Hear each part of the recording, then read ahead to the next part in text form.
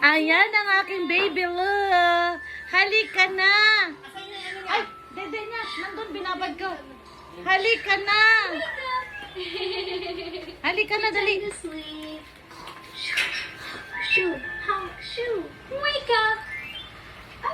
Unahin mo tong ano niya. Puppy is awake. Unahin mo tong gatas niya. Bago makalimutan ng lahat. Hi, puppy. Bag. Gatas. Itong gatas sa loob ko yan. Sa akin. Huwag mo lagyan yun. Ha? Bye-bye. Bye-bye! Bye-bye! Enough. Nanonood siya, oh. Ah. I don't Ano eh? know. Ha? Nandun. Sa lamesa. Hindi. Joanna! Iwan ko si Naya, ikaw magbantay. Ayaw ka! Ayaw ko kaagad eh. Yan. Teka lang, hindi pa tayo nagsuklay guys. Ab, yung mga galon ng tubig, Ab. Galon ng tubig. Galon ng tubig, ipa-deliver ko na lang.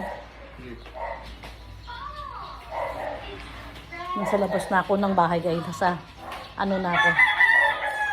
Ang tawag nito, garahe namin. Pero tingnan nyo guys, sa garahe yan. Pero hindi namin pinapasok ang kotse para maluwag kami. Kasi meron namang free parking sa labas eh. Kaya maluwag kami dito.